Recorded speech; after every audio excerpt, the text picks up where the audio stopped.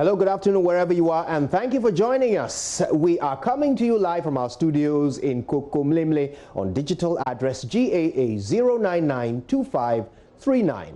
Our top stories this hour. Ghana performs its first 2 autopsies on COVID-19 bodies, a major step in tracking and containing the fast spread of the coronavirus infection.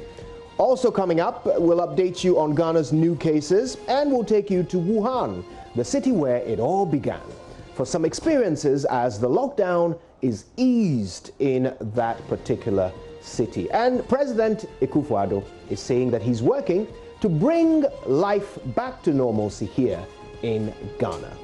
He's been meeting with the leadership of university teachers after more than a month of restrictions.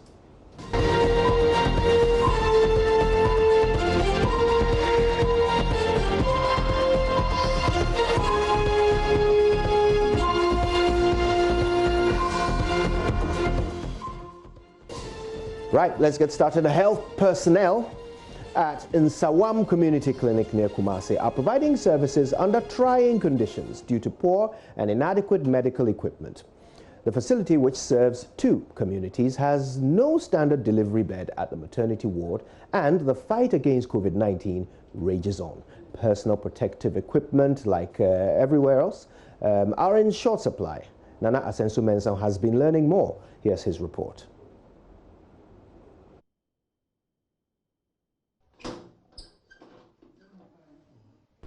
An improvised rusty metal bed, which itself poses risk to women in labor, is all the clinic can boast of. In the event of power outage during surgery, personnel resort to lamps and torchlights because there is no standby generator.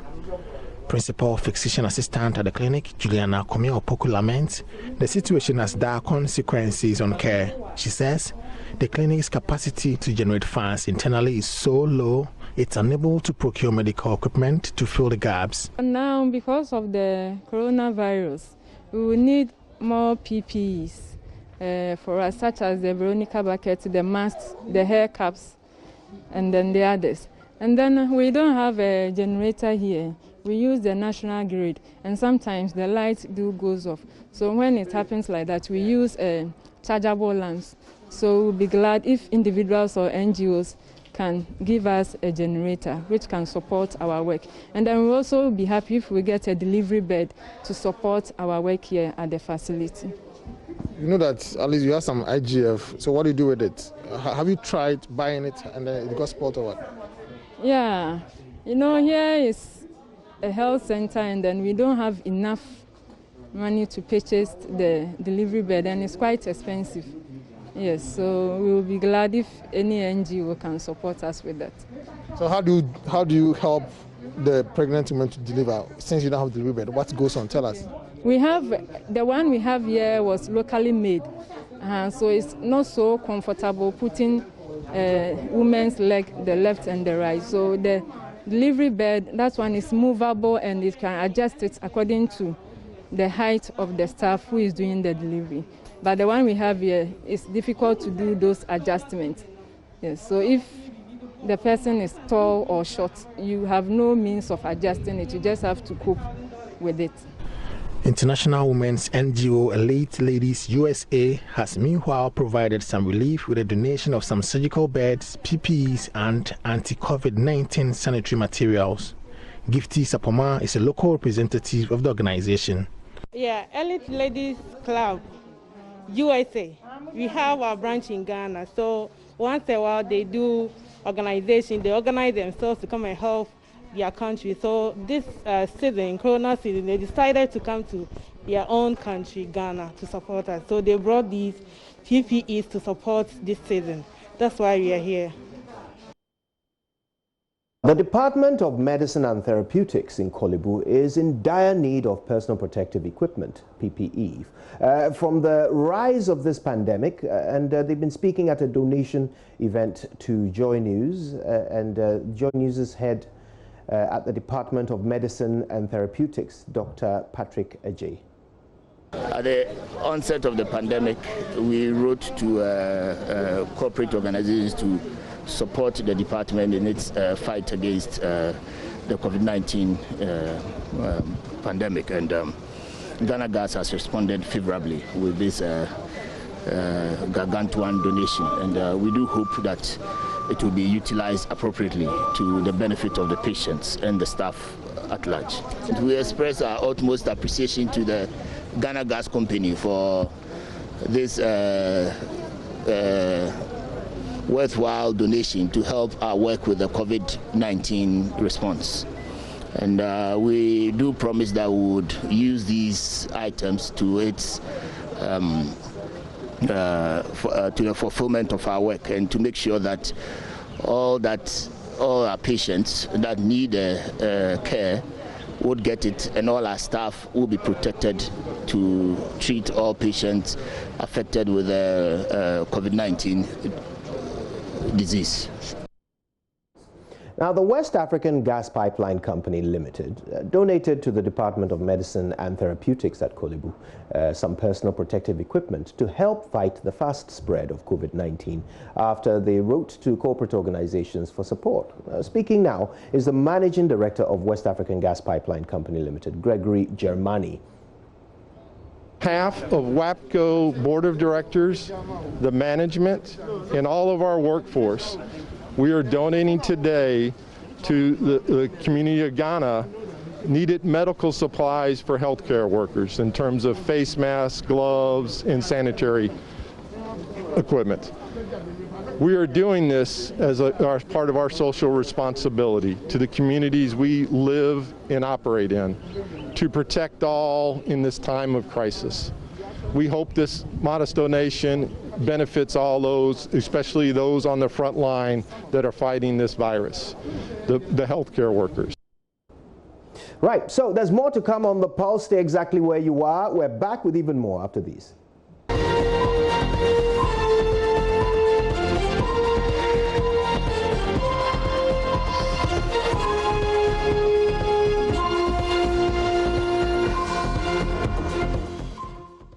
You're welcome back. Now, in 2017, more than 140,000 hectares of farm fields across the country were infected by the devastating fall armyworm. Now, this impacted negatively on food availability. As the farming season begins, the fall armyworm pest has resurged in 8 out of 16 regions of Ghana. How devastating will this be to farmers this time around? Well, we're joined in the studio by Mr. Ebenezer Abuaje. He's the head at the Crop Pest and Disease Department of Plant Protection and Regulatory Services Division at the Ministry of Food and Agriculture. It's very good to see you. Thank you very much for making the time. Thank you, sir. So, quite a number of regions recording fall armyworm. Are we already too late? Do we have an outbreak on our hands? No, please. Let me give this to your television viewers. Yes, we don't have any risk at our hand for now. You'll have to explain that. Yes, what I'm saying is the fall armyworm has come to stay with us. They were here in 2016, 2017, 18, 19, 2020, they are here. And what has happened is during the pre-season, some farmers cultivated the well bottoms and then the irrigated areas. So we do the surveillance and realized there were some restrictions on those small fields they've cultivated. We have to sensitize the farmers that, hey, they are still there. So be on our way, be on guard, and let's fight to reduce their infestations on our major season farms. Yes. What are the farmers supposed to do to ensure it doesn't spread? Yes, the first thing is when they sow their maize, after emergence, when they see the seed germinating, then they do scouting. Scouting means they go to the field and see whether there's some signs or symptoms of infestations on the field. Then they inform the agri department, and quickly you just go there and then have a control measure. Already now have insecticides. What is the control measure? What do you do? For now, as I said, if they scout and they see the symptoms, then it will have use some insecticides to manage it. Insecticides, okay. Yes. So at the moment, how certain are you that farmers are being vigilant? How are you sure? Is there some supervisory measure in place to ensure that people are checking so you can move in quickly with the insecticides and so forth where necessary. Yes, the farmers have been trained enough, educated enough for them to know the science. And the AEs, extension officers, have also been trained enough to know the science. So any of them go to the field and they see the science, they just inform the authorities, and then we take measures to control it. So far, how many do you have? Are you keeping track of how many farms or farmers, how many hectares of crops are affected, and how are we containing it to ensure it doesn't become more? So as I said, those who are having the infestation now is smallholder farmers who have their farms in the very bottom irrigated areas, very small farms. That's why I raised the alarm. So the acreages is negligible. But once we started the forum, we have to make sure you manage it. So categorically, is this a threat to our food security or not? No, please. It can't be a threat. Because let me tell you, this forum has been in the US since 1797, and they are still there. And Brazil cannot export more maize, even though the threat is still there. The fact is, they are with us. Let's know how to manage it, and can say have our maize. So as a food security threat for us this year, it's zero. But just a few seasons ago, it was devastating. Yes. So what was the difference? What made it so bad? Let me give you some statistics over here. You know, in 2017, about 14,247 hectares were destroyed by this fallen worm. Come 2019, only 79. Come last year, only 26. Meaning that our interventions is working very well. So this year, we are going to record 0 infestations. That's why we are just informed them that we should look out, so that if they see an infestation, they just inform us. All these distractions were late reported. That's why we are raised alarm early. So when they start, they report. And before they even start, as I said, the insecticides are already on the field. We have done our distribution throughout the whole 16 regions. They are there waiting for them. The moment they start, the support is already there. Then when they see infestations, quickly control it. So this year, we are expecting 0 infestation level, destruction from the farms. So you were going. So what your answer to my question is that it was late reporting that caused the massive. That was the major problem. Okay, all right. So now, who pays for the disinfection of what we discovered? The insecticide. Yes, it's the government who have been procuring it for them for free. For the smallholder farmers, for free. So every year since 2017, 18, 19, always is free for the smallholder farmers to make their fallen well. So they don't pay for anything. You go to the agriculture office, it's free, and then they collect it and then you apply it. Are some crops at more risk than others? Yes. Here, maize is small risk. You know, maize is a staple food. And the preferred host in Ghana here is the maize. That's why we always attention is more of the maize. Other crops, the millet, the sorghum, it's just minor host for them. Now, all of a sudden, an old conversation has started rearing its head again. GMO, genetically modified foods, clearly the problem of such pests does not exist with them. So, do you think perhaps it's time for Ghana and its farmers to have a second look at the GMO question? Could we possibly be looking at a situation where that might be the solution to this constant re-emergence of pests? No, I'm not talking about the GMO because, as I said, when we went to Brazil, some of the GMO crops, later on, it just breaks down and then they attack it. Because you can't use that GMO crop for so many years, they don't want to attack it. As years come by, they attack it again. So why are you going for the GMO for protection? But it does give you some years of protection, does it not? That's what I'm saying is here, the issue of GMO doesn't even come in here at all. Because if the farmers know what they are doing, they do their planting, they monitor, they see the infestations, at the early stages, they manage it. Period. Because, as I said, if at the early stages, the first instar, second instar, third instar, use a small quantity of insecticide to manage it. So the issue of GMO doesn't come in at all. So the official position of the Ministry of Agriculture is that GMO is not the future for Ghanaian agriculture? No, we are not going there. I can't go there. What I'm saying is, we are talking about how to manage the fallen well.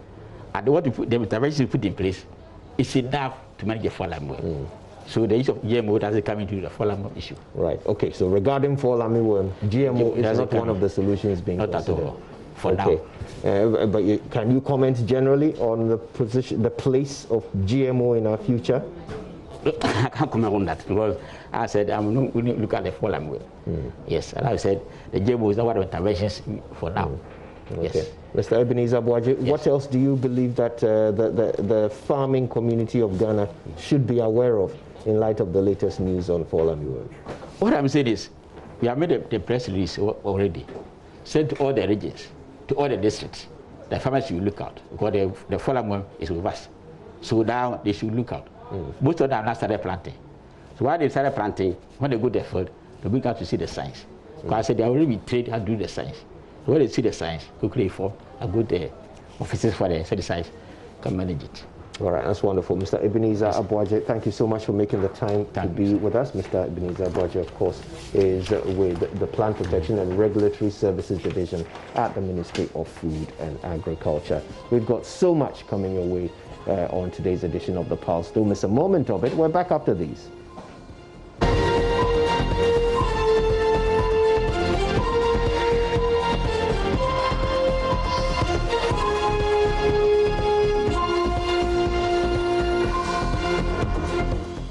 You're welcome back. Now, Ghana has conducted the first 2 autopsies on 2 COVID-19 bodies to help unravel the mysteries surrounding the virus. A team of pathologists from Ghana Health Service and 37 Military Hospital conducted the 1-hour 30-minute autopsy at the Ghana East District Hospital Thursday morning.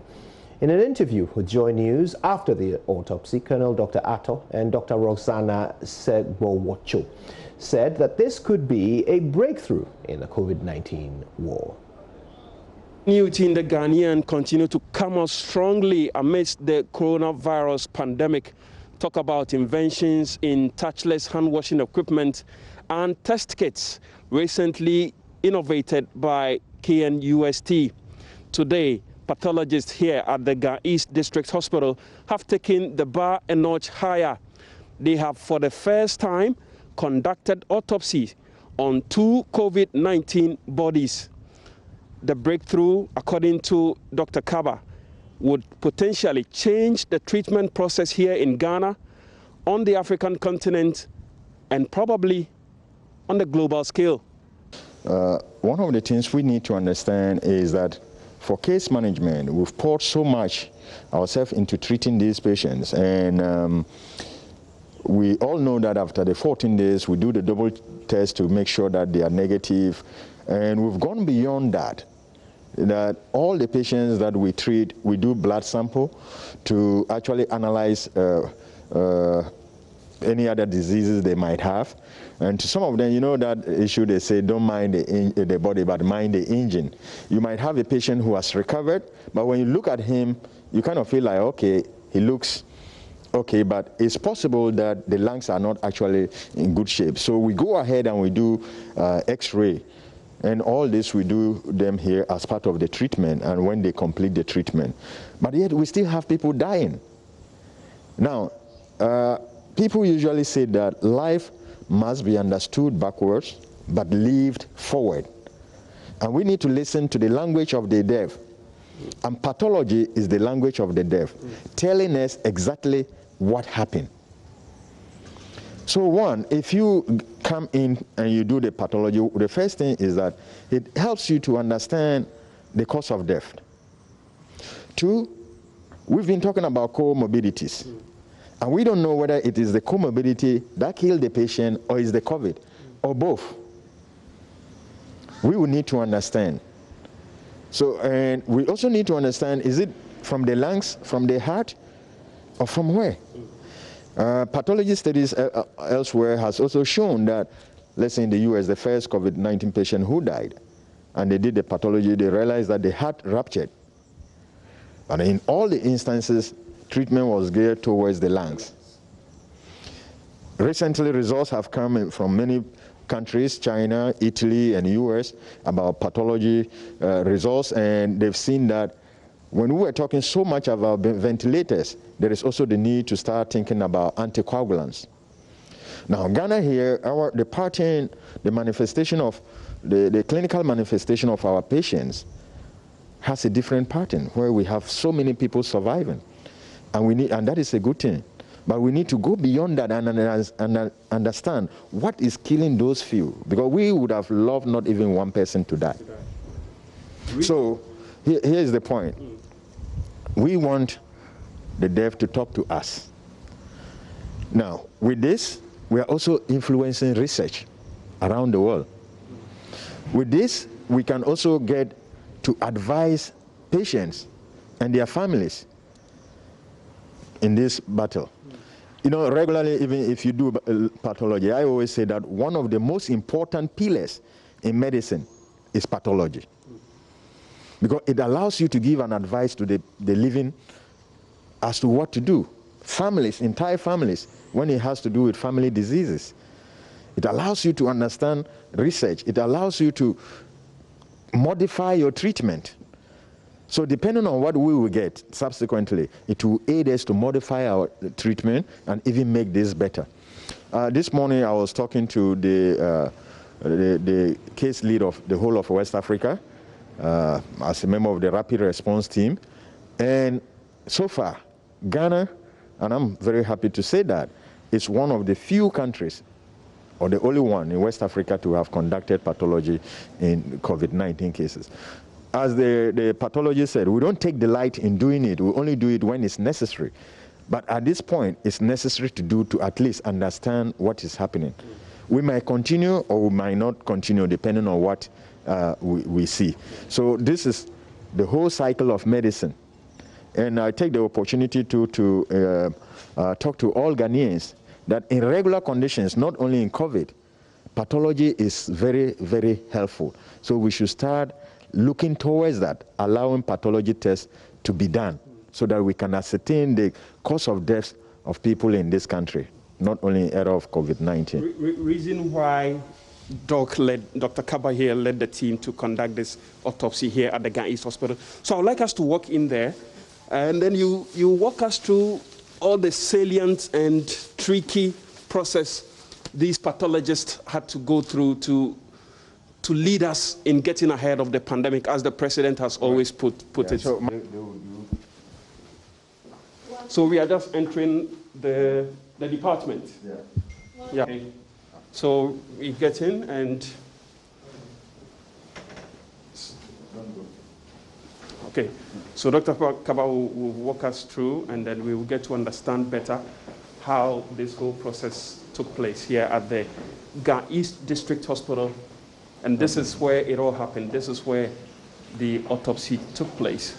So these are the instruments used in the autopsy here at the Ghana East District Hospital. And these are the heroes also who conducted the autopsy. And this is Morgani's table. Yeah. So the body was lying on this table, and the pathologists were breaking into the body to get the parts to inform the country or the leaders of case management as to what exactly is killing the COVID-19 patients in Ghana. So you've done something that has never been done in this country. For the first time, we are having autopsy on COVID-19 bodies. Was it scary for you going into this autopsy? Definitely. All of us, we are scared.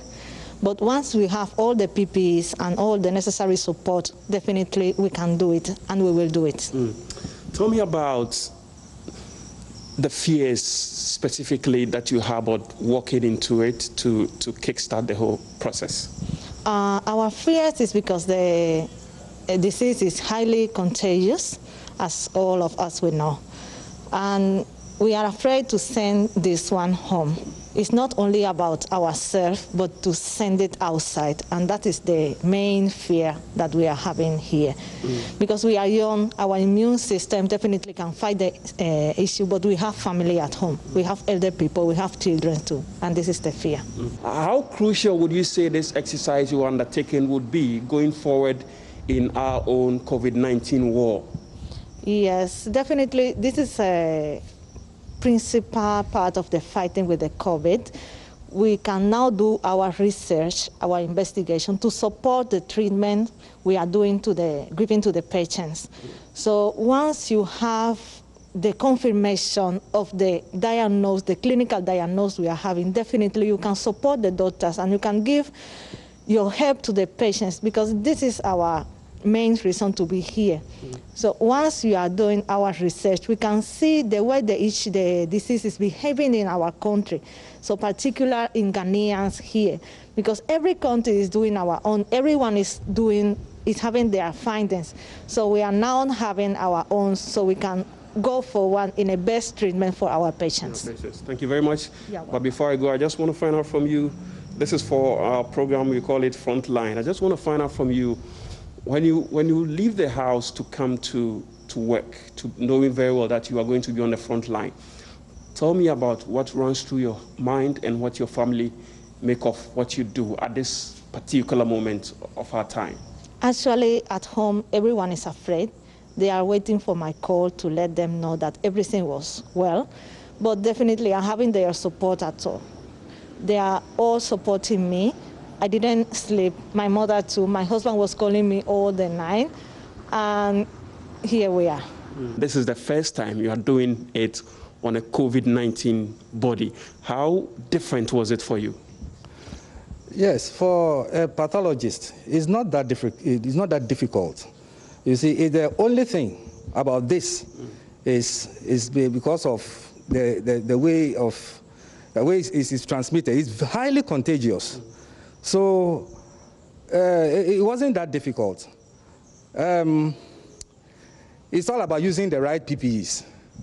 And if you protect yourself, I don't think any pathologist should shy away, even though so many pathologists have shied away from performing a post-mortem. But if it is really necessary, we have to do it. Did you have any fears in you going into it? Like you just mentioned, it's highly contagious, and so you have to be careful. Did you have any fears going into it? Of course.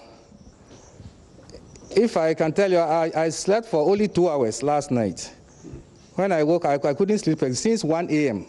I've been thinking as to what to do, what precautions I will take. So it's been quite difficult for me. And your family, how did they take the news that you are going to be one of the very few people conducting this for the first time in this country? How did your family take this? Some of them say I shouldn't come back to the house. But I was able to convince them that I will wear the right PPEs and nothing will touch me. I will do everything that is necessary and I will not bring any infection to the house. So you are walking out of here right now. In your mind, are you having any doubt about the PPE that you done and the fact that you were completely protected? I'm so happy. If I even saw some things here for the first time, I'm so happy. And the place is well equipped. And going forward, I think this place can be used for highly infectious, autopsies. Yeah. So you are among the first to do this in the country. Tell me about the significance of this exercise that you have just undertaken here. Yes, this post-mortem that I have done. In fact, post-mortem unravels so many things. Initially, I've done 2 cases that results came as negative. The family wanted to know. But subsequent tests that we took during post-mortem proved positive. So which meant that the cases I did at that time were positive. Fine, these ones we knew they were positive, and I came in to do it. But those ones, it tells us a lot about even the sensitivity of what we are using to test, the PCR. And mainly, it's about the sample taking. If the sample is not taken well, you will not get a positive result. As people used to say, garbage in, garbage out. So it is telling us a lot that we may have the infection in the system. A lot of people may be positive, but we are fortunate that we are not having severe disease. But I believe a lot of people are positive. Would you do this again if you are called upon to conduct another autopsy? If it is really necessary, if it's really necessary that we have doubts or something else emerges. In fact, with this, we are going to conduct a lot of studies on the samples that I've taken. And from what we will see, it will inform us whether to conduct a few more or just to rely on what I have seen, comparing it with what others have also published outside. The autopsies are critical to medical care because they enable us to identify exactly what killed these people. Now, as we know of COVID, it's merely a respiratory tract disease affecting the lungs, but it's believed that there may be other pathologies associated with it. And so, although we do make clinical judgments, it's important that we go into where the story actually is, into the body itself, to determine whether clinically we were right or not. Yes, and that's exactly what the autopsy tells us. So having reviewed the findings of the autopsy, it's going to inform the care we give to our patients, especially the moderate to severe ones and those in ICU. It will help us modify the care we are giving them. So it's been very important for us. We might have lost some critical information without these autopsies, and I know we are going to save more lives moving forward. So that will change case management going forward? It's not change, but it will improve case management going forward. Again, we have an 100-bed infectious disease center being built up just behind us, and this center is going to host most of the infectious disease, conditions that will come into the country. Most of the patients will be here. Okay, so it's good that we have a pathology unit here. This unit is not big enough because it was marked for a district hospital. I believe it's time the country starts looking at resourcing it, improving the capacity to take in more bodies and also perform more autopsies. All right, and please come in. So you see, behind everything, I always say we have silent heroes. These are the people who actually make these things happen. So we finish, they are cleaning up, they are actually putting the place in shape, and they are usually not known. But so many things happen: drivers, cleaners, orderlies, nurses, doctors. I want to glorify everyone, and I'll give them the opportunity. They will show you what actually happened. They are the technicians in the pathology, so they can introduce yourself. Okay, so you give us, I can see you are still stained. I see blood stain in your PPE. Tell me your name first. I'm Michael Niashitaji. I would like to congratulate you for what you have been doing for Mother Ghana. Thank you very much. This is the first time this is happening in this country, and I must say, our audience, the stench emanating from this basement, the autopsy room, I'm standing outside, but it is unbearable. They have been in there for hours conducting this autopsy. And once again, I want to commend you and congratulate you. Thank you very much. This is the first time we are doing this autopsy on COVID-19 bodies. COVID-19, we know it's highly contagious. Tell me about the fears you have about going into this exercise. Thank you very much for your question. We don't have any fear in this case because we know it's our work that we are doing. And we and the pathologists have joined together to see the cause actually that is on the dead. So that is why we were asked to do the post-mortem for them to know. So we have done with the 2 cases. There are 2. We have done with them. So now they are going to lab to test and see the cause so that they can verify and they tell the family that this is the cause that accident in the body. Tell me about the significance of the work that you have done personally. This is not my first time of doing this. But in this case, COVID-19 is the first time. Yeah, in COVID-19, this is my first time of doing it. But it's an experience to me. I've learned a lot of it from these cases because it's not easy to do such a case. as COVID-19 because people are dying buried outside just like that. But we have done postmortem for us to see actually is it the cause that killed the person or it's another case. So that's why we were doing it. Okay. Thank you, and I congratulate you again. Thank you very much. You give us your name, sir? Okay, you're from Asa Ayarek. Asari. Asa Ayarek. Asa Ayarek. Asa Ayarek. Yeah. I want to congratulate you for the work you have also done. Yeah, continue to do for. Ejuma mo di na no pay no. Yenye bi da Ghana and then e di kan ya pai COVID-19. Omo mewu with COVID-19 ya pai omo ahwehwe ne kunwo ne ade. Wo ba be hyase no. Be so wo kire ehun bi ba mu because it is COVID-19 no spread in term any ade. Ehun bi ba mu ansa wura ha ene. We ayaya dwuma de dada. Kwa la ba yesem ndi we su ba no yan fa se ayasta ya no su bi. Suro bi no akese dwuma dada. Suro bi no. The senior mortuary attendant Asa Ayare, and he is part of the team that conducted the autopsy here. The whole process has just ended, and what he's saying is that walking into this room for the exercise, he didn't have any fears. It is something he has done over the years. There's been cholera outbreaks in the country, and this is no different, and that he's ready to go the long haul to ensure that, like the president has said, we get ahead of the coronavirus pandemic. So that is the situation here at the Ga East District Hospital, where Ghana has today conducted first 2 autopsies on COVID-19 bodies.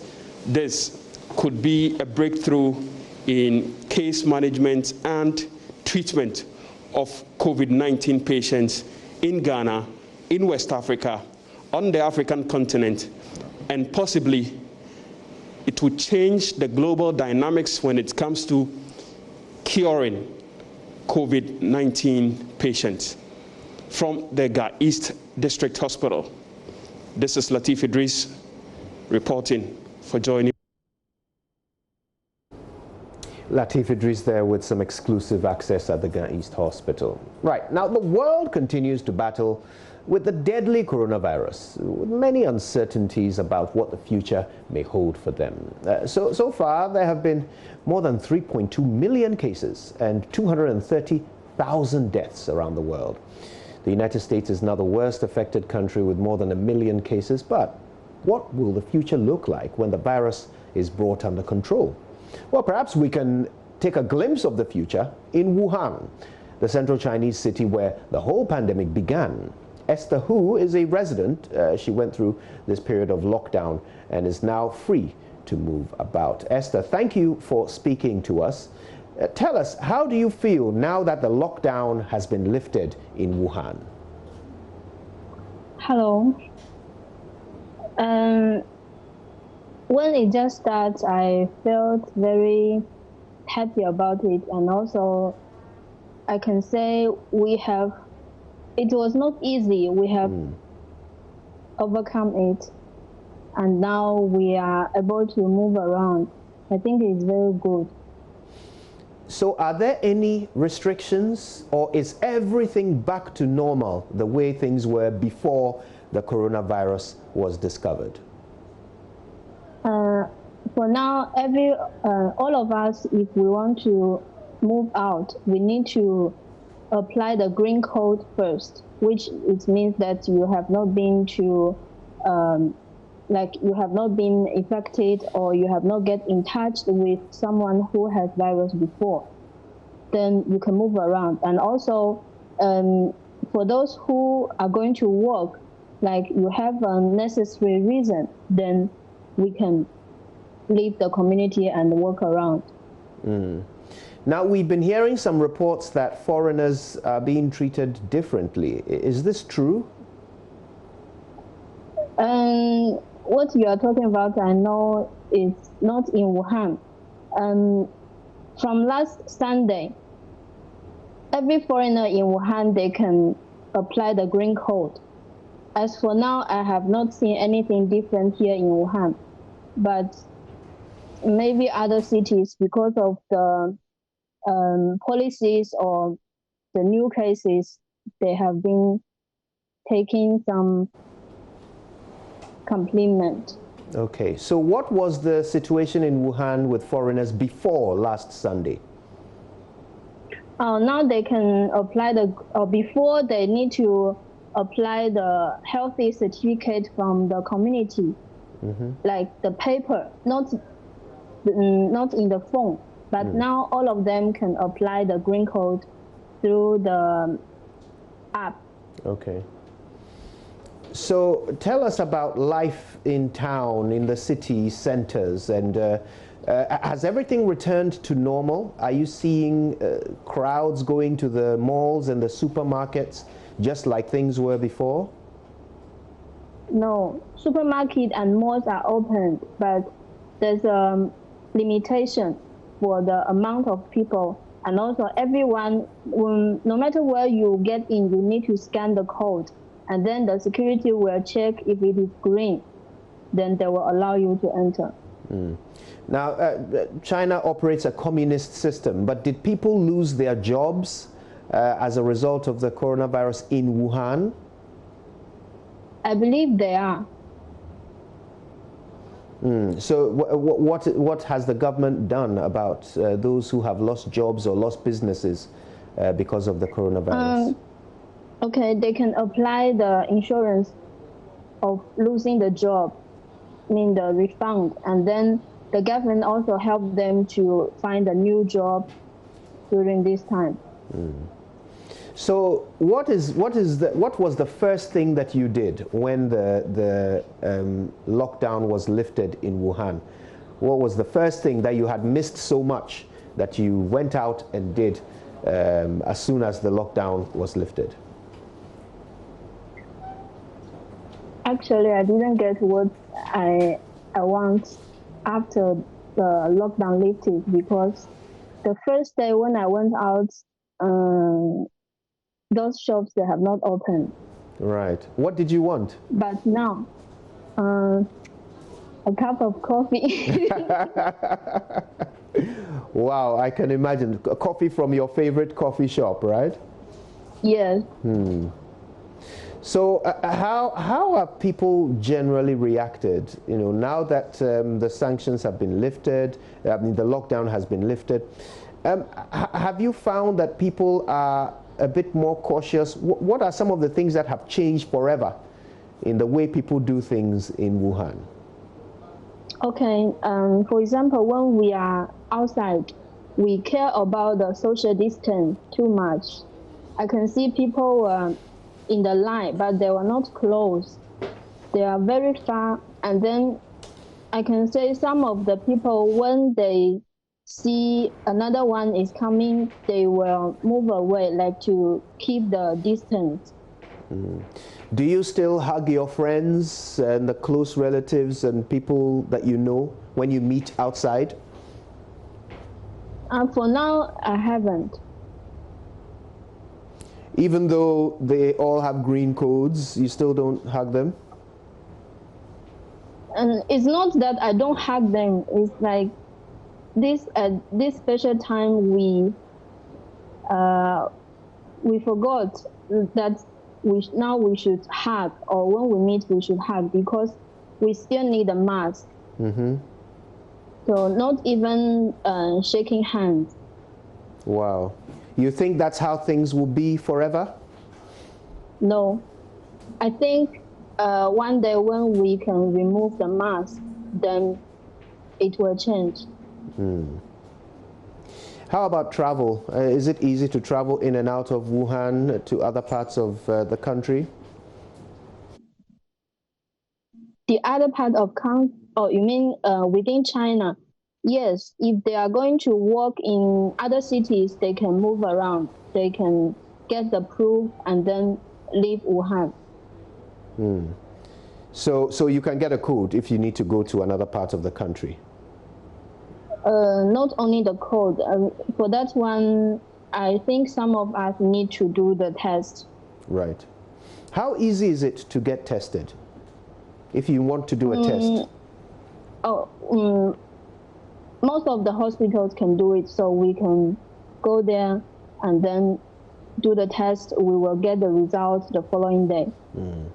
There are still some people with COVID-19 in Wuhan, right? Or is everybody now cured? Okay, from last Sunday, I don't remember the exact date, but last week, now we don't have any patient in the hospital now. So I can say in this part, Wuhan is virus-free, but we cannot relax because we still have some people, they are under the medical observation. Wow. So maybe a few more weeks and you will be sure that everybody is virus-free. Yes, because of the lockdown. So for now, we don't have any import cases. That's why we are free. How will you feel if there is a need for another lockdown?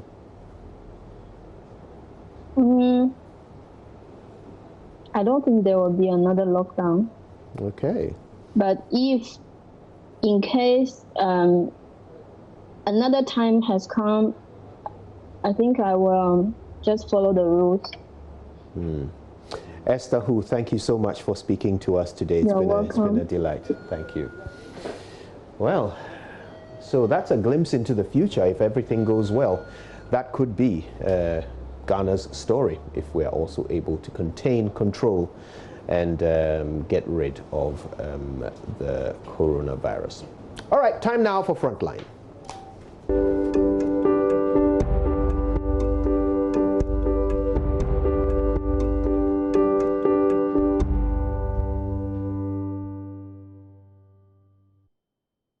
Now, they spend several hours inside a facility that is treating the severely ill people infected with COVID-19. But despite this,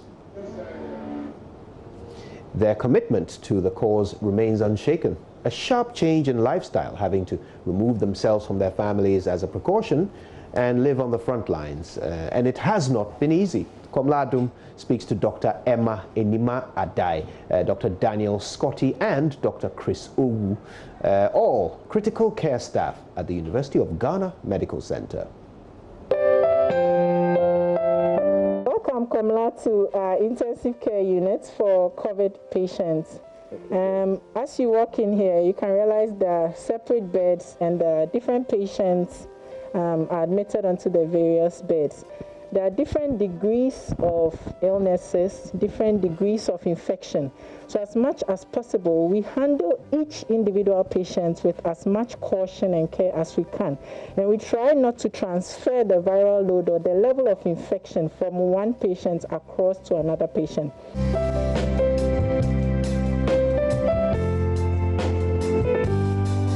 It's a battle of a sort. It's like war. It's like soldiers going to war. Before you leave to go to war, you have to prepare the minds of your family back at home. We've handled it differently. Some of us have had to separate ourselves fully from our family members. Like myself, currently I'm home alone because some of them are among a higher risk group. If they get the infection, they'll be among the higher risk group. So as a first line, I've had to separate myself from my family for this period. There's been a lot of sacrifices to make. Like I told you, our lifestyles have changed. We've been told our way of dressing, we are not allowed to do so many things. You can't wear jewelry anymore, you can't wear earrings. Things we used to take for granted, we cannot do anymore. You cannot carry certain things on you. When you leave and you're going home, you cannot use public transportation anymore. You cannot expose many people to you because of the area where you have worked. So all that has also changed. Of course, our social activities have also changed. You can't, even though they say the lockdown has been lifted and some people can do certain things now, we are still on our own form of lockdown whilst we work in the treatment centers. And it is not every health worker who would accept to work in a treatment center. This is a volunteer job we are doing. We had to volunteer to come to the treatment centers.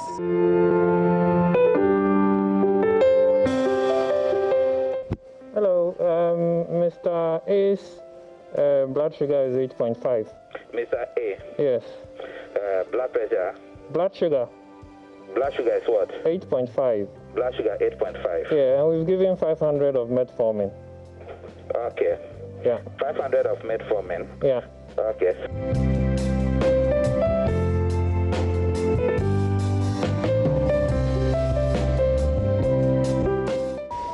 As we do our part as health workers to stave this epidemic in our country, we want the citizens to also do their part. And then to pray for us, because it is not with our own strength that we do this. We have seen when this thing started in China, in Italy, in Spain, hearing of doctors and nurses working for hours and hours on end.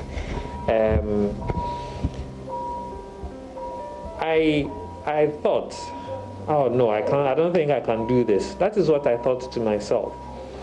When we were taught how to wear the PPE, the full PPE, we were told that the maximum you can stay in it is 45 minutes, maximum 1 hour. But you bear with me that when we went in today, we spent more than an hour in there. And Dr. Adai at a point spent more than 4 hours in the PPE. It's not through her own strength that she was able to do that. See, so we need their support as we fight this battle. And we hope that in the very near future, once we get this disease out of our country, we'll be able to jubilate as a country together.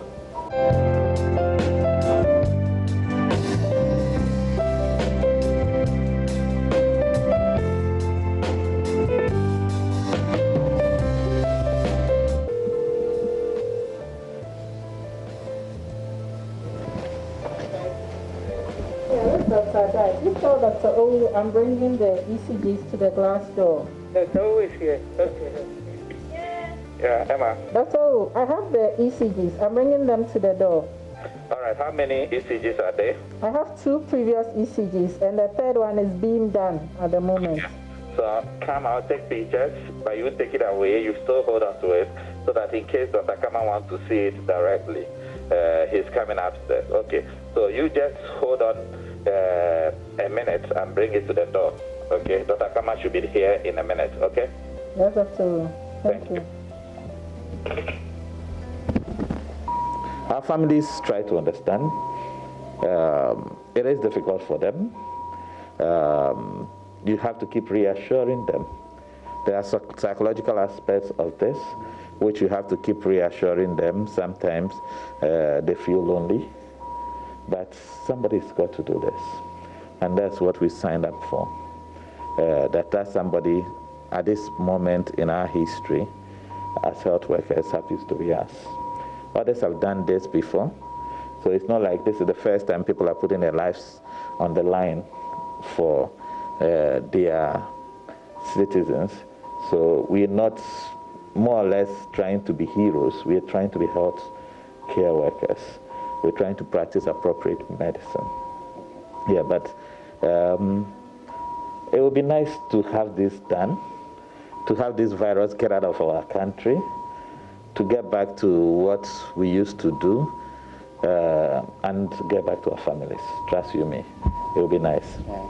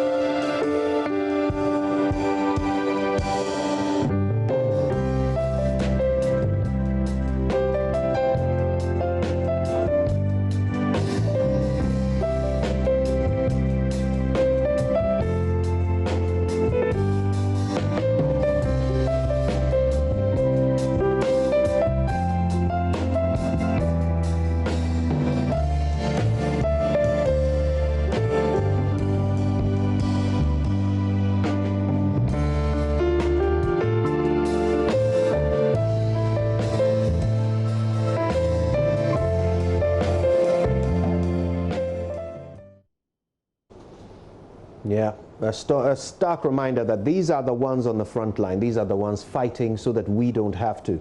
The least we can do to keep them safe is to be responsible. If you don't have to leave home, do not. Stay home as much as you can. And of course, don't forget to wash your hands. Don't touch your face. Greet with your elbows.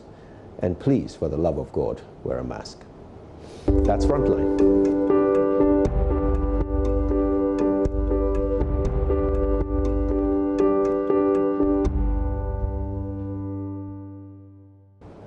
Now, Parliament resumed today, and our Parliamentary Affairs correspondent Joseph Ohuku-Gakpo joins me live from there with an update. Joseph, good to speak to you. What exactly is happening right now in Parliament?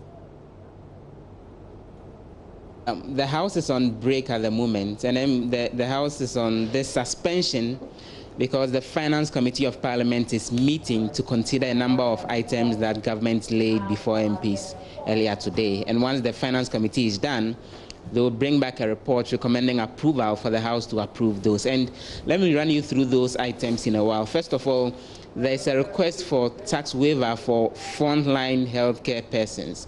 As you recall, the President announced for 3 different months in order to motivate them to be able to do their work better in terms of helping deal with the COVID-19 virus spread. So that request for approval has come to Parliament. You know that there is no tax waiver that can happen without parliamentary approval. So that's before the House. Additionally, you recall the President said healthcare workers will be getting up to 50% basic salary in terms of allowance, those who are doing the frontline work. They'll be getting a tax waiver on that particular allowance as well. So they wouldn't have to get any tax deduction from that additional 50% additional allowance on their basic salary. That's also been laid before Parliament as well. You know, Ghana has gotten a number of donations from international organizations like the Jack Ma Foundation, like the Chinese government, and per regular procedure, any donation that happens that's imported into the country as far as the items are concerned, taxes need to be paid on that. But again, government is requesting for approval to get a tax waiver on that. That's also been referred to the Finance Committee. And the fourth thing that's been referred to them is that per the regulations governing the Ghana Revenue Authority, at the end of the year, there is a 4-month period within which individuals and agencies are supposed to file their various tax returns. That 4-month grace period is being extended to 6 months. So that amendment is also happening, and that again has been referred to Parliament Committee when it comes to finance to consider. So we are waiting for them to bring back their report. Earlier in the day, a number of things happened. The Deputy Health Minister, Dr. Bernard Okoboy, was on the floor of Parliament to update MPs on government's effort to deal with the COVID-19 and also cerebrospinal meningitis. He read a statement on behalf of the Health Minister, Dr. Kukwa Jiman-Menu, and in his words, these 2 diseases have been contained both in the southern and northern parts of the country, and further efforts are ongoing to actually keep Ghanaians safe. MPs contributed to the statement and virtually encouraged government to do a lot more in terms of ensuring that PPEs are available and that the right vaccines are brought in to help deal with the cerebrospinal meningitis situation. Apart from that, there's been some concerns that have been raised on the floor of Parliament. Lawyer Roxin Dafiamakpo, who is the MP for South Dai, drew the Speaker's attention that he filed an urgent question that was directed towards the Attorney General, because there's been a development. One other minority MP, the MP for Daboya, Mahama Shaibu, has written officially to the Office of the Attorney General, and he's asking that the Attorney General direct state agencies, including the National Health Insurance Scheme, so that then donations that have actually gone out to the COVID-19 National Trust Fund are refunded. His 2-page letter to the AG says, per the law that Parliament approved to govern the sources of funding for the COVID-19 National Trust Fund, it doesn't include money from the public purse. It's supposed to come from private persons and other private organizations. So he says any donation that's coming from state agencies is illegal, and so the Attorney General should oversee a situation where those monies will be refunded to the state agencies. The MP for North Dai said that he had sought to get the Attorney General on the floor to respond to questions on that, but the majority leader said that that is something that has to be dealt with on a different platform. So those have been some of the developments right here on the floor of Parliament. But just to round up with this, interestingly, on a day that minority MPs are raising questions about how come government agencies, including the NHIA, is contributing to the COVID-19 National Trust Fund, well, Parliament as an institution has just handed over a check of 200,000 Ghana cedis to the COVID-19 National Trust Fund. Officials from the fund were present here in Parliament to receive that particular check. And as far as Speaker Professor Michael Kwe, as well as Majority Leader Oseiche Mensah Bonsu are concerned, this is an effort to encourage more Ghanaians to donate more to the fund. And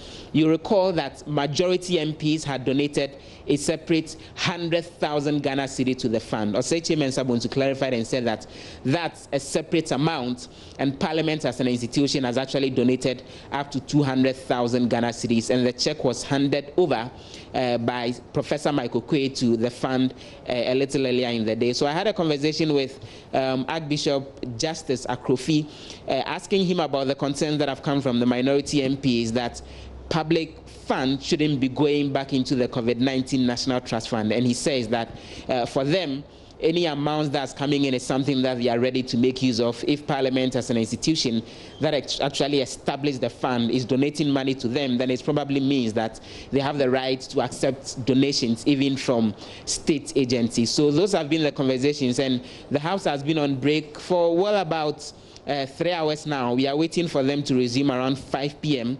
when the tax waivers and also the amendment to the provisions having to the GRA, as I mentioned earlier, a report on that will be brought from the Finance Committee for MPs to deliberate on and approve before the House eventually adjourns sitting indefinitely a little later this evening. This is fascinating, Joseph, especially that final detail about the donation. Tell us what you can about the source of this money. Is it contributions from individual members of Parliament, or is it from the Parliament's own budget, which of course comes from the public purse? From the explanation that we're getting, this is actually something that's coming from Parliament's own budget and also Parliament as an institution. We saw a copy of the check that was actually issued to the COVID-19 National Trust Fund, and it's a check which is actually with the Bank of Ghana, and this is a check with the Accra branch, and this is a check that has a note on it that says that parliamentary business, program 2, when it comes to parliamentary business, that's actually the source of the funding from the accounts of the Bank of Ghana. So the indication is that this is actually money that's coming directly from Parliament as an institution. The Speaker, Professor Michael Kwe, reminded the officials of the COVID-19 National Trust Fund that himself, he's donated half of his salary over a 3-month period to the COVID-19 National Trust Fund. And this is an announcement he made about 3 weeks ago. And he reminded them that if that deduction hasn't happened on his account separately to the fund yet, then he's reminding them to contact the Finance Department of Parliament to actually get that. And Oseiche Mensah Bonsu clarify that this 200,000 Ghana cedis is separate from an amount that MPs donated previously to the fund. So the indication we're getting is that this 200,000 cedis is actually from Parliament as an institution, coming from their budgets as a state organization and not individual members of Parliament or from the Speaker's personal resources, because those monies have actually been deducted separately. How did the minority react to this 200,000 cedi donation?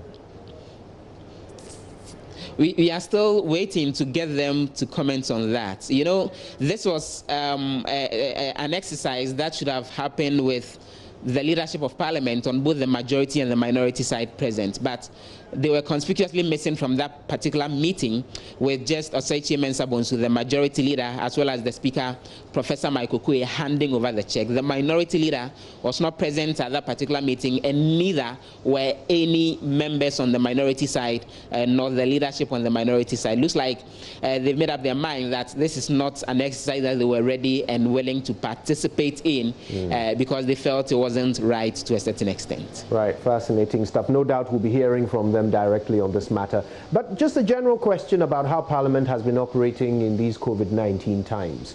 Obviously, all state institutions are operating with limited human and other resources. Has that affected Parliament's ability to check details of all these bills that are passing through to be passed into law? Are they finding it more difficult? Are they working a bit slower because of limited resources due to COVID-19? Or are they simply moving things through to keep time?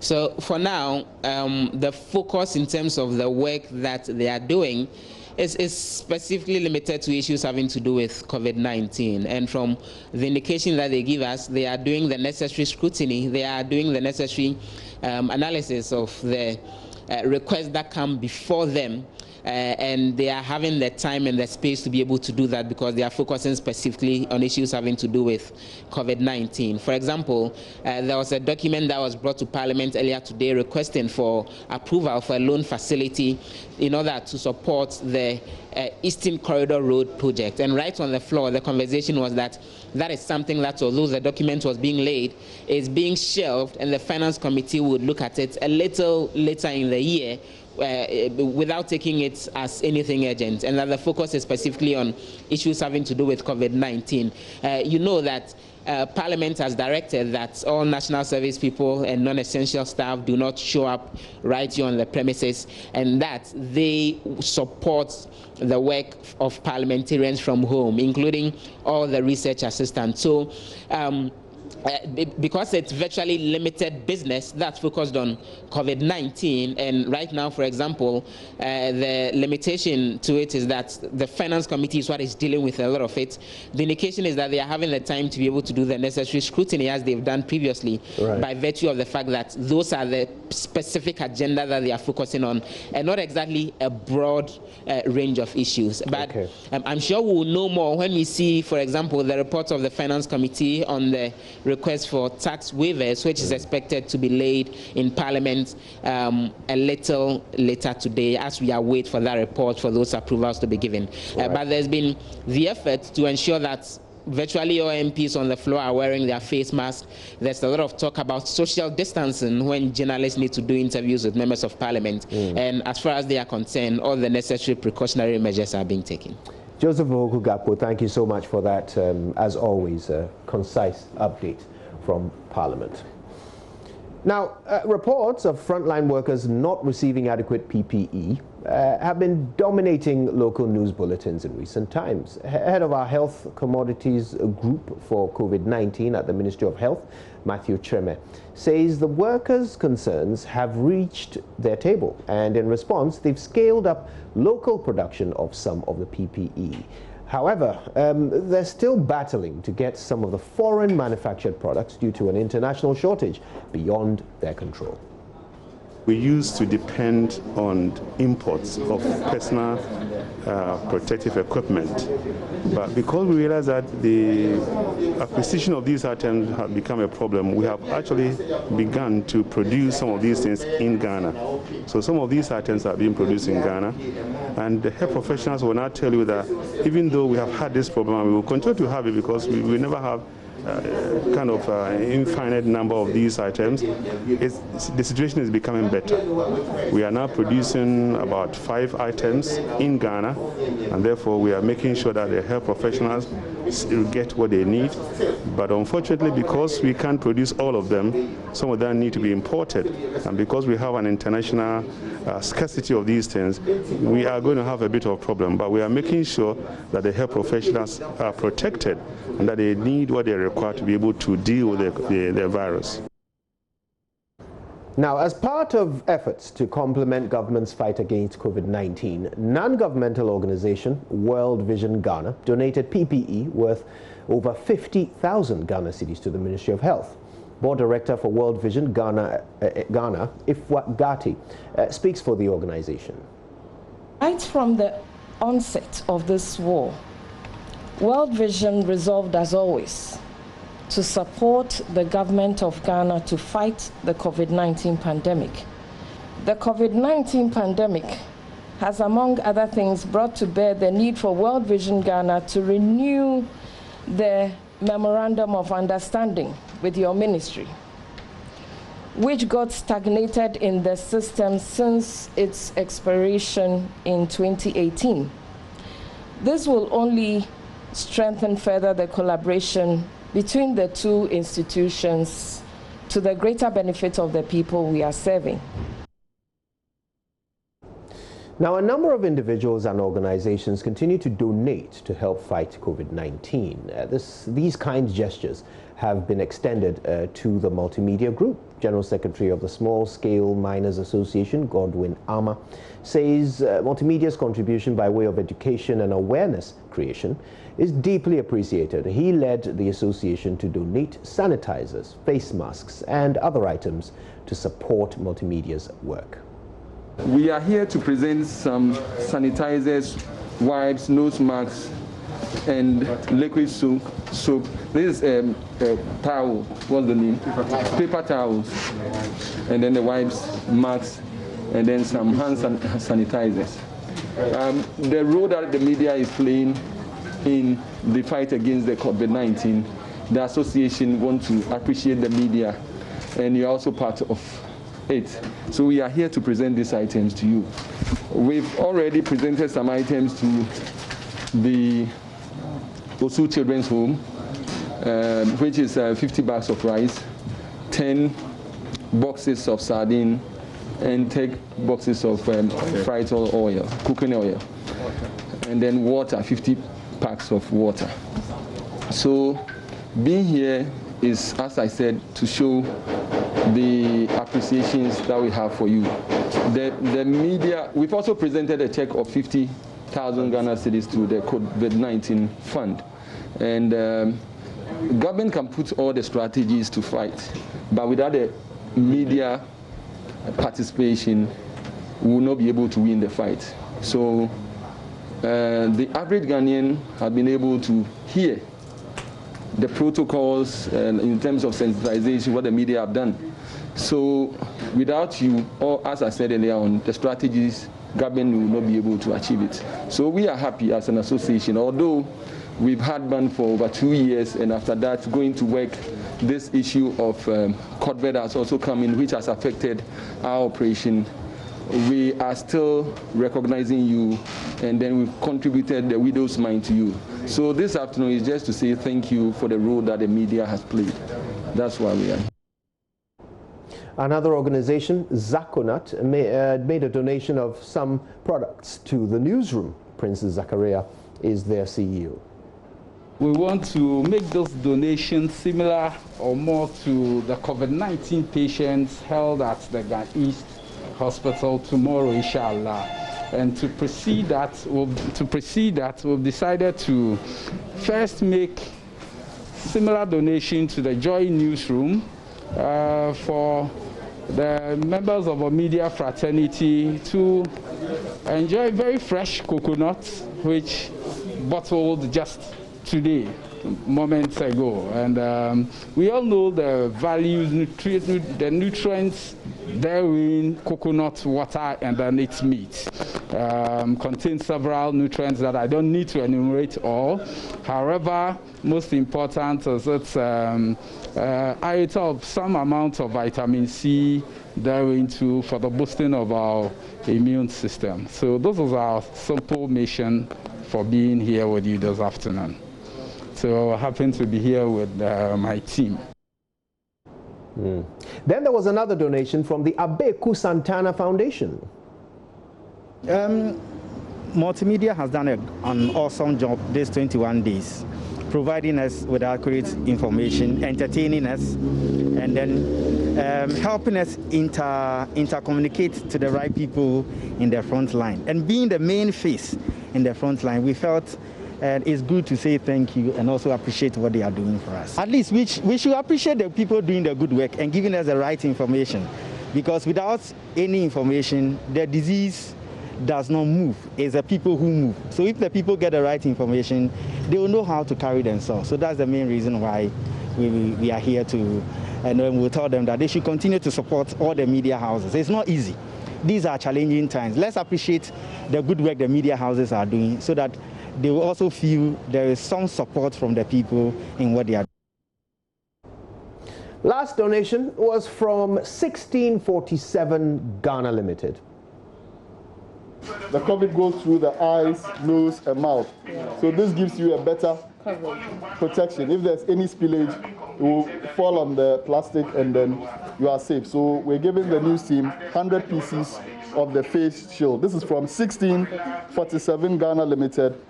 They are a garment company and now they are producing PPEs, face shields, nose masks, and other PPEs. So this is just a kind gesture from them to the JoyNews team so that it can aid you in your work whilst you're staying safe.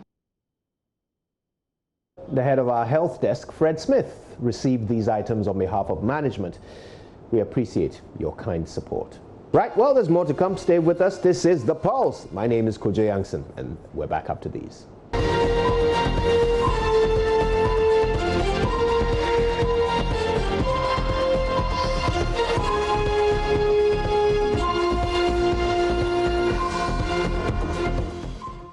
Welcome back.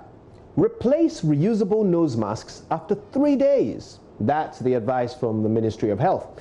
As cases of COVID-19 continue to rise and supplies of face masks dwindle globally, Ghana has adopted the use of reusable African print nose masks.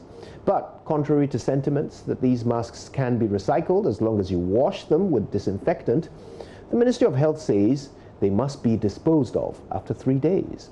Health Minister Kwekwajiman Menu, who made this declaration today at a press conference, says his advice is based on a scientific research conducted internationally that proves using reusable nose masks for more than 3 days make the user vulnerable to infection.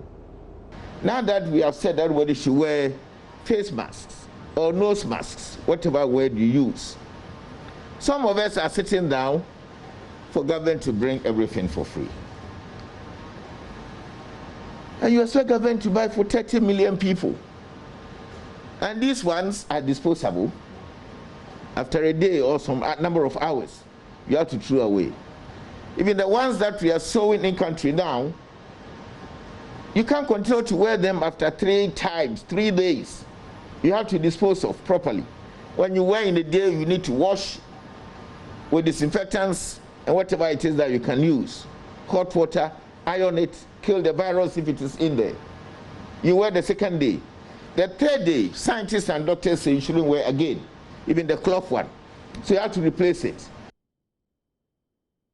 Meanwhile, the ministry is urging citizens to stay at home and contain the spread of the virus. The minister further asked individuals and corporate organizations to help support the ministry with PPE and cash to complement government's efforts in the fight against COVID-19.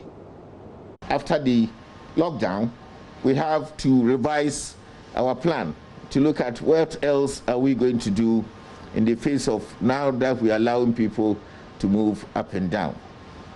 The major thing that we need to do now is social communication and mobilizing community engagement, such that people will begin to stay away from places where we don't need to be.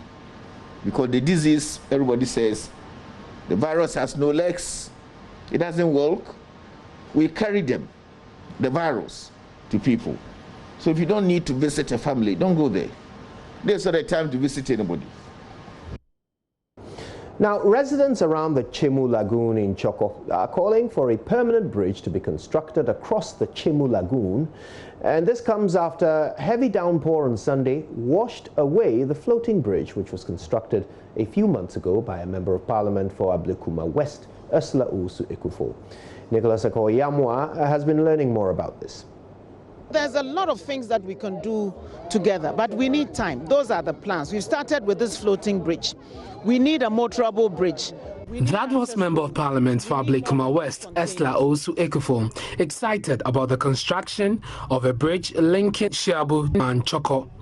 The bridge was constructed with big blue plastic barrels at base with wood planks on top of it. It also had metal side railings to ensure users don't slip into the filthy lagoon. Esther Osu Ekufo explained the science behind the hollow barrels at the base. The community needed a safe way of crossing the lagoon, even when it was full at high tide or at low tide. And so we've constructed this floating bridge. But last Sunday's downpour destroyed the bridge and washed it away, close to the sea. Residents say because the lagoon was choked with rubbish, the floating bridge further prevented the water from flowing freely. The rubbish piled, causing the lagoon to overflow its banks.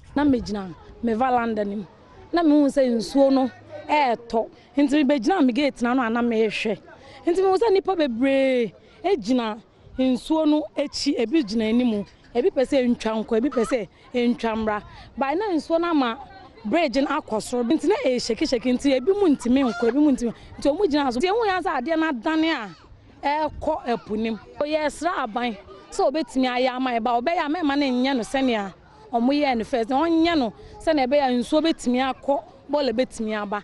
So we were here and we saw that the rubbish that the rain carried just bounced to the footbridge and it just carried it away. They've been coming here always, but nothing goes on. You see, nothing goes on. Now that it has happened this way, they have heard our cry and they've come to us. And I think due to this, something good has come to Ablekuma South. No, den pa. And that channel who said bola bebre abegu bridge nechi, ama bridge na chia. Achia grofo bebre di mirika fa so e di try. Achene who say eno ankasa dane ne hu di na ani akire mponimu a e kwa bola ni nsu di akiri. Ai de na eko. Sese na bridge ni wona ma now,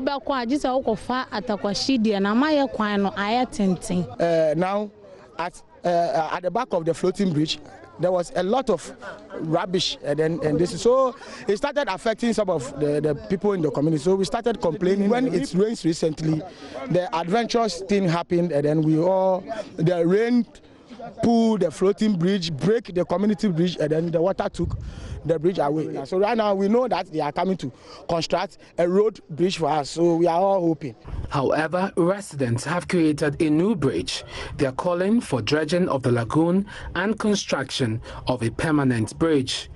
Nicholas Ekoyama's report, read to you. Meanwhile, the police has commenced investigation of alleged sabotage into the collapse of the Chemu Bridge that connected Ablekuma South and West. Chief Executive of the Coastal Development Authority this morning lodged a complaint at the Choko police station that some persons in the Chemuena community, and I hope I've said that right, intentionally destroyed the bridge for parochial interest. A very solid bridge. And I thought that if the people in the area had appreciated the composition of the bridge, they wouldn't have messed it up. I mean, we also have people on the ground, and information we are gathering, which we have reported to the Choko police, is that some human beings contributed to the dismantling or damaging of the bridge. You understand?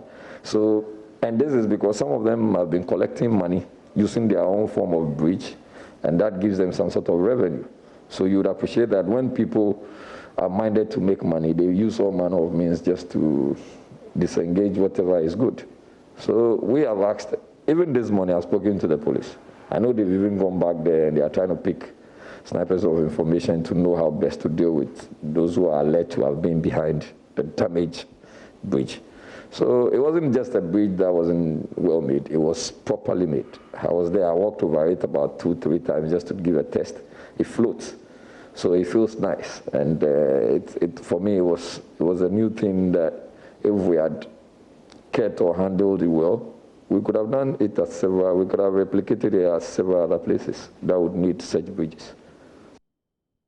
All right, why don't we take a moment to hear from those who make this show possible? When we return, even more.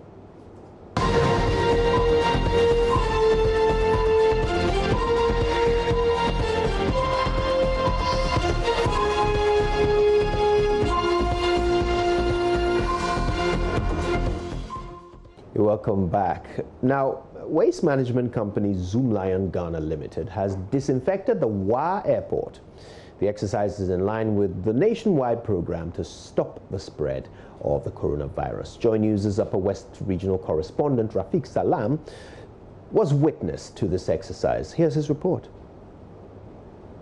As part of measures to help in the fight against the spread of COVID-19, the disease caused by the coronavirus, Zoomlion Ghana Limited, one of the subsidiary companies of Jospong Group of Companies, is partnering government to ensure that the country is free of the disease. Leading the charge is the Vector Control Unit, and for the past couple of days had embarked on an exercise to disinfect airports in the country, aimed at keeping the airports healthy and prevent the spread of the deadly disease. The disinfection exercise is to herald a possible easing of air travel advisory in the wake of the coronavirus pandemic. The exercise, which was to be done at the Wa Airport, was nearly disrupted by a heavy downpour.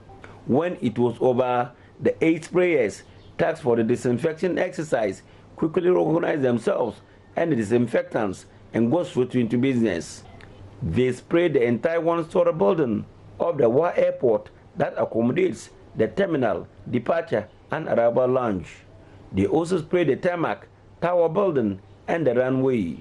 Emmanuel Volsuri is the Upper West Region's manager of Zoomlion Ghana Limited, and he threw more light on the exercise. You know, the airports have been closed to the public because of the COVID-19, and for them to reopen, we have to disinfect the airports to make them safe.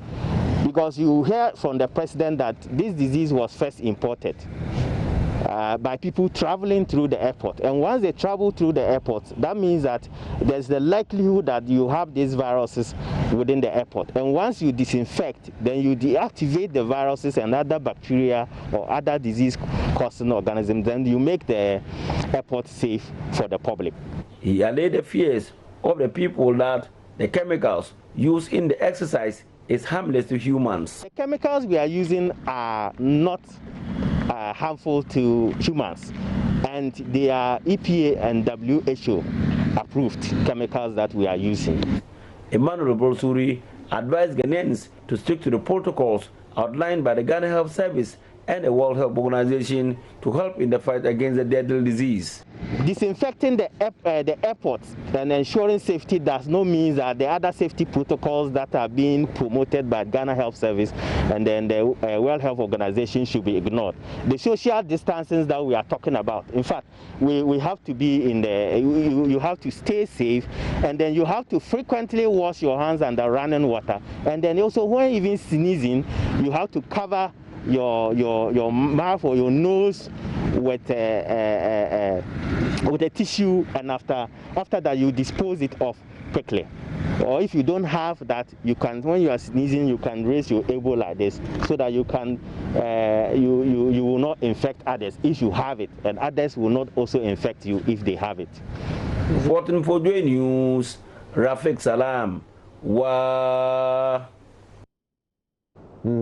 Great note on which to end the pulse. It's been so exciting bringing you another edition. We're back tomorrow with more. But until then, go to myjoyonline.com if you want to know what else is happening in the world.